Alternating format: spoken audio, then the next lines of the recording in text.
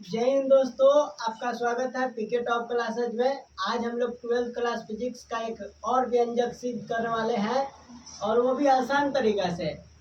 आप बताएं नहीं कि आपका व्यंजक जो पहले कराए थे वो कैसा लगा। आप कमेंट कीजिए कैसा लगा। अब बताइए, आप लोग रिस्पॉन्स दीजिएगा तभी ना हम आगे बढ़ेंगे और लेकर आएंगे। अब कोई रिस्पॉन्स ही नहीं आएगा तो हम समझेंगे कि आपको अच्छा नहीं लगा। अब अच्छा नहीं लगा तो बनाने का मर्जी नहीं करेगा। ठीक है, चलिए हम लोग देखते हैं आज का व्यंजक। देखिए, कह रहा है कि एक समान रूप से आवेशित छड़ के कारण विद्युतीय क्षेत्र की तीव्रता का व्यंजक ज्ञात करें। क्या ज्ञात करना है? व्यंजक। वो भी एक छड़ के कारण, एक समान रूप से आवेशित छड़ के कारण। बताइए, यदि हम लोग एक छड़ को आवेशित करें, क्या करें? आवेशित करें, तो बताइए छड़ का रूप कैसा होता है? तो आपको तो पता है कि छड़ बेलन की तरह होता है। किसकी तरह? बेलन की तरह। तो यहाँ पे फिगर देखिए, ये एक समान रूप से आवेशित छड़ है। ये क्या है? छड़। छड़ की लंबाई एल है। लंबाई छड़ की कितना है? एल है। और ध्यान से देखिए, ये बेलन का रूप दे दिए तो हम लोग जानते हैं कि एक समान रूप से आवेशित सतह पर जब हम लोग विद्युतीय बल रेखा गुजारते हैं उसे विद्युत फ्लक्स कहते हैं, विद्युतीय फ्लक्स कहते हैं। तो देखिए यहाँ पे पी बिंदु विद्युतीय फ्लक्स डी ए मतलब ये क्षेत्रफल। तो क्षेत्र क्या है? बेलन है। बेलन। तो बेलन का क्षेत्रफल क्या होता है? 2πr_l वक्र पृष्ठ क्षेत्रफल। बेलन के क्या होता है? 2πr_l। तो हम लोग देखेंगे, चलिए। बिंदु P, बिंदु S और बिंदु R, कितने बिंदु?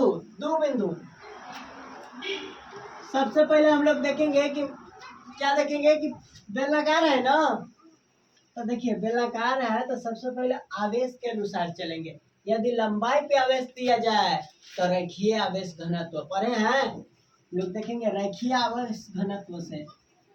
रेखीय आवेश घनत्व से। अब बताइए, रेखीय आवेश घनत्व में क्या होता है? तो लेमडा बराबर Q/L। यदि लंबाई पर आवेश दिया जाए उसे रेखीय आवेश घनत्व कहते हैं। इसे लेमडा द्वारा सूचित किया जाता है। यहाँ पे देखिए, इधर ही भागा में इधर आएगा तो गुना में, इसीलिए Q बराबर क्या हो जाएगा? Lambda L। इसका जरूरत है इसीलिए इसको निकाले हैं। इसका आगे चल के क्या रहेगा? इसका जरूरत रहेगा। चलिए देखिए, अब हम नहीं जानते हैं। अब हम लोग लिखेंगे बेलनाकार भाग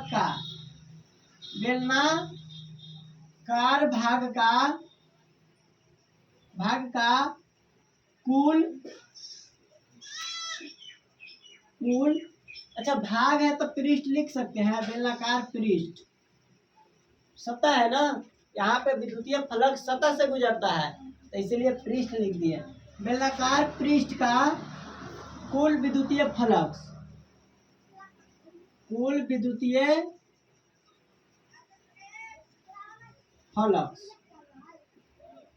अब बताइए कितना बिंदु? P बिंदु, S बिंदु, R बिंदु। कितना बिंदु? 3 बिंदु। तो हम लोग लिखेंगे, इसीलिए D फाई बराबर D phi P plus D phi S plus D phi R। यही तीनों है ना। अब एक बात ध्यान से देखिए, हम लोग D फाई बराबर क्या कहते हैं। चूंकि एक बात जानते हैं, क्या जानते हैं? तो D फाई बराबर होता है किसी सतह का क्षेत्रफल। देखिए, कोई सतह से न विद्युतीय क्षेत्र गुजरता है, तो यदि कोई सतह से विद्युतीय क्षेत्र गुजारा जाए तो उसे विद्युतीय फ्लक्स कहते हैं। और कोई क्षेत्र ए है तो छोटा क्षेत्र रहेगा तो डी ए, और विद्युतीय क्षेत्र न गुजरेगा तो ई। तो यदि दोनों के गुणनफल हम लोग क्रॉस डॉट प्रोडक्ट में करेंगे तो कॉस थीटा लगता है। तो ई डी ए कॉस थीटा, ये होता है डी फाई बराबर। डी फाई बराबर क्या होता है? ई डी ए कॉस थीटा। तो क्या यह लिखने का जरूरी है? हम लोग जानते हैं कि कोई सतह से, कोई क्षेत्र से विद्युतीय क्षेत्र को गुजारते हैं, विद्युतीय क्षेत्र को कोई क्षेत्र से गुजारते हैं तो विद्युतीय फ्लक्स का निर्माण होता है डी फाई बराबर ई डी ए cos थीटा। बात समझ में आया? तो इसको मिटा देते हैं।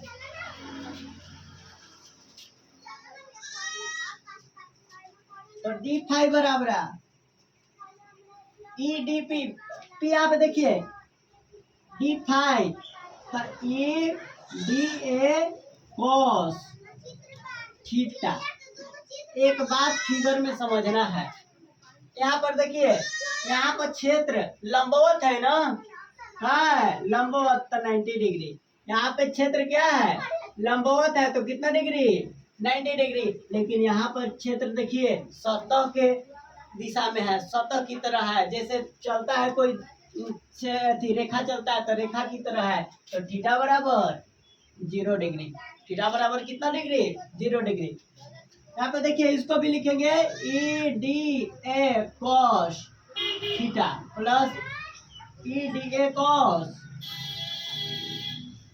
थीटा। थीटा के मान रखेंगे डी थीटा। बताइए यहाँ पी बिंदु यहाँ पे थीटा बराबर 0 degree E D A cos 0 degree plus theta यहाँ एस क्या 90 डिग्री पे है ना, तो हम लोग लिखेंगे 90 डिग्री। तो E D A cos 90 degree plus E D A cos R 90 degree पे तो 90 डिग्री। कोई दिक्कत? अब देखिए cos 90 डिग्री का मान होता है कितना होता है? तो 0 होता है, और cos 0 डिग्री का मान क्या होता है? 1 होता है। तो डी फाई बराबर ई डी ए गुने 1, cos 0 के मान 1 होता है, प्लस ई डी ए गुने 0 cos 90 के मान 0 होता है, प्लस ई डी ए गुने 0 cos 0 के मान cos 90 के मान 0 होता है। बताइए 0 से जो टकराएगा 0 हो जाएगा। बात हम लोग छोटा में पढ़े थे जब गुना पढ़ते थे, 0 से जो टकराएगा 0 हो जाएगा। यहाँ पे देखिए 0 से टकरा रहा है 0 हो जाएगा, 0 से टकरा रहा है 0 हो जाएगा। तो बताइए जब 0 हो जाएगा तो ये खत्म हो जाएगा, खत्म हो जाएगा तो इसका कहानी यहीं पे खत्म कर देते हैं। तो डी फाई बराबर ई डी ए इतना ही बच गया ना। अब हम लोग करेंगे दोनों तरफ समाकलन करने पर, मतलब टेकिंग इंटीग्रेशन बोथ साइड, ठीक है। दोनों तरफ समाकलन जब हम लोग करेंगे, इधर कर दें फिर मिटाना पड़ेगा है। चलिए दोनों तरफ समाकलन करने पर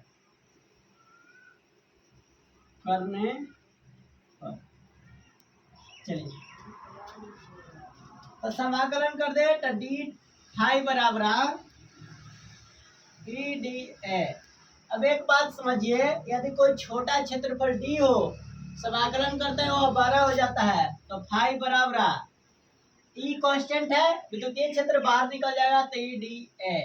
अब ए बताना है ए कौची के क्षेत्रफल है, किसका क्षेत्रफल?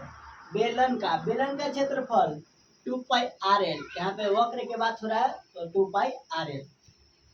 फाई बराबर ई गुने 2 पाई आर एल समीकरण 1। बात समझ में आया? समीकरण 1। अब हम लोग इसको आगे जब बढ़ेंगे तो इसको मिटाना पड़ेगा। अब मिटाना पड़ेगा तो एक बात ध्यान देना पड़ेगा। क्या बात ध्यान देना पड़ेगा? कि क्यू बराबर लेमडा एल, इतना ध्यान देना पड़ेगा। क्यू बराबर लेमडा एल, यह विद्युतीय रेखीय आवेश घनत्व से आया है। मिटा दें, चलिए मिटा देते हैं। समीकरण 1 वहां पे ध्यान रखिएगा।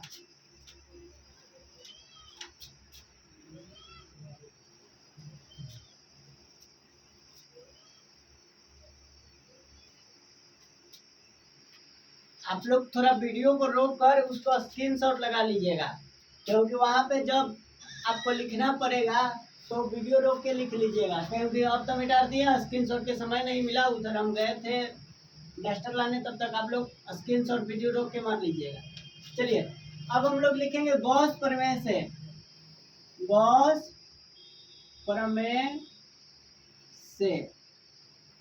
अब गॉस प्रमेय में क्या होता है, तो हम लोग जानते हैं कि फाइव बराबर क्यू गुने 1/0 होता है। इसको मानेंगे समीकरण 2। ठीक है, अब समीकरण एक और 2 से चलेंगे। समीकरण 1 और 2 से यहाँ पे देखिए, समीकरण 1 में फाइव बराबर इतना और समीकरण 2 में फाइव बराबर इतना का दोनों में फाइव कॉमन है, दोनों में फाइव बराबर है तो दोनों एक दूसरे के बराबर हो जाएगा। तो ई गुने 2πr_l बराबर क्यू गुने 1/0। कोई दिक्कत? अब एक बात समझिए, क्यू के मान हम लोग यहीं पे देखे थे कि क्यू बराबर लेमडा एल था, है ना। तो क्यू के मान हम लोग लेमडा एल रख दे, तो रख देंगे लेमडा एल। तो ई गुने 2πr_l बराबर लेमडा एल गुने 1/0। अब एल से एल खत्म, एल से एल का हो गया, खत्म हो गया।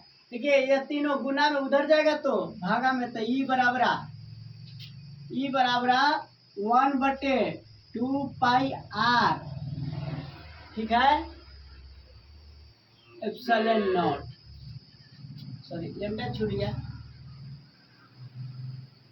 लेमडा बटे एप्सिलॉन नॉट।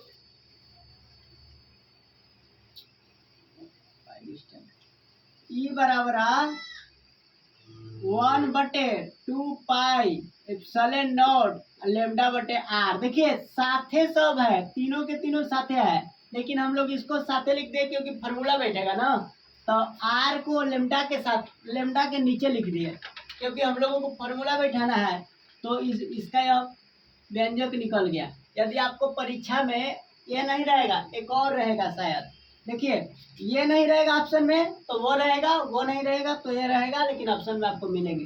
देखिए ई बराबर 1/2π एप्सिलॉन नॉट लेमडा बटे आर, इसको 2 से गुना कर दे, 2 से भाग कर दे तो कुछ की है। अब बताइए, आपको कोनो एक लड्डू देगा और एक तबला मार के लड्डू छीन लेगा, तो आपको कुछ है हाथ में नहीं, लेकिन आप का खो दिए तो एक तबला का आपको लग गया, बिना मतलब के लग गया।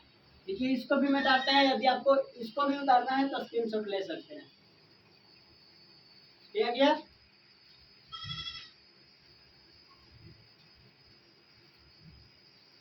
देखिए ई बराबर 2 में लेमडा से गुना करेंगे तो वो, और 2 में 2 से 2 नहीं 4, तो 4π एप्सिलॉन नॉट गुने 2 लेमडा बाई आर।